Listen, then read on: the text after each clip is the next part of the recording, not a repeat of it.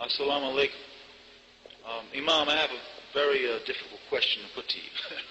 Who's it difficult for? The question or the questionnaire? It's supposed to be for the questionnaire, I guess. You think it's difficult for me? You're insulting me. No, I'm not going to try, Imam. Go ahead, let me hear it. This is the question. Are the children of Israel no more? Wow, that was difficult. I'm only having fun.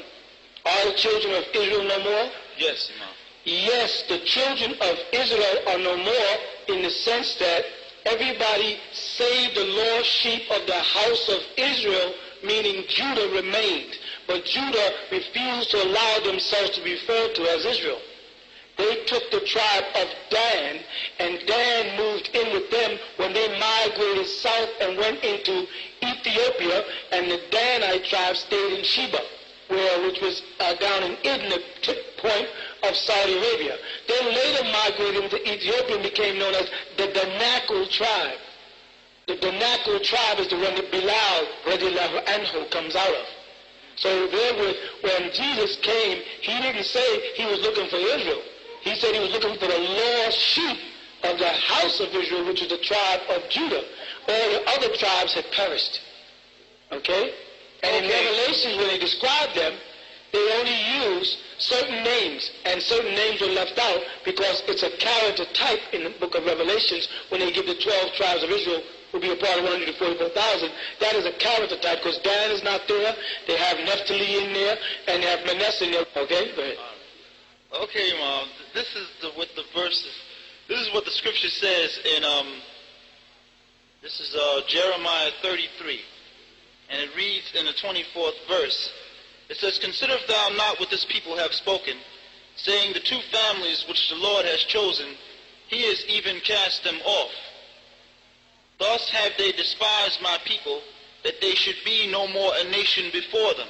Now it continues on, and it says in the 25th, "Thus saith the Lord, if my covenant be not with day and night, and if I have not appointed the ordinances of the heaven and the earth, then will I cast away the seed of Jacob and David my servant, so that I will not take any of his seed to be rulers over the seed of Abraham, Isaac, and Jacob.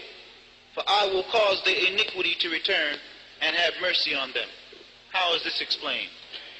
Quite simply, the book of Jeremiah, which is called the number 24, written by Jeremiah, received in Jerusalem, as well as in Egypt. It was completed in the year 580 BCE, and the time period that it covered, you should be writing this down, is from 647 BCE to 580 BCE. Now, why am I telling you all this about the book of Jeremiah? Because all of these things that they're speaking about in Jeremiah took place before the rebuilding of Solomon's temple under Cyrus and Darius, which was in 526. So the prophecies of Israel falling away and disappearing took place after this, you see. So when you read the book of Ezra, you'll find that the dates of Israel, when you speak about the rebuilding of the temple of Solomon, was after Jeremiah wrote his book. So the children of Israel had went and started worshiping the god Baal, mentioned in the Quran also, after this, and have blew the covenant and fell into damnation. And the only way the seed of Israel would come up again is through the seed of Jesse, through David, which was Jesus, who tried to reclaim them and give them a new covenant, which they didn't accept.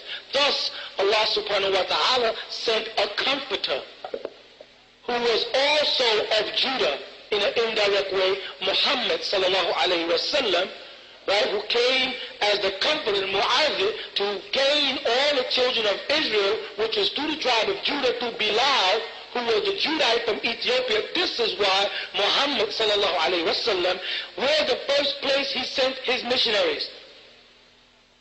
In the story in Islam, where the first place that Muhammad sent his people, to Ethiopia.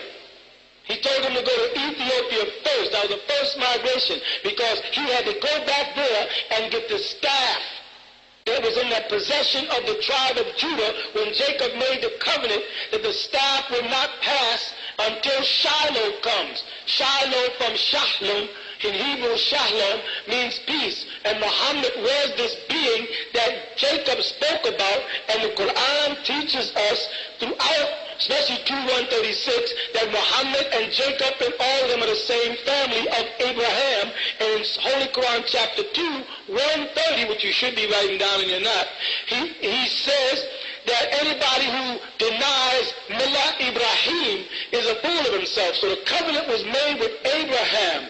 You see that? And Israel and Jacob and them came out of that seed. And then out of the 10 sons fell out of grace, and 2, Judah and Dan, were spared to carry the staff on down from Egypt down to Ethiopia.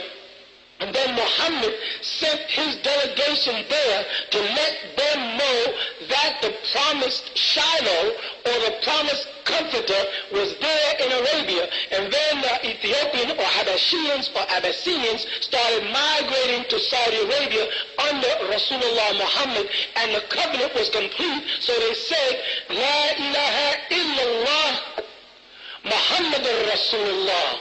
And then the Adhan was sung by Israel, right, through Judah.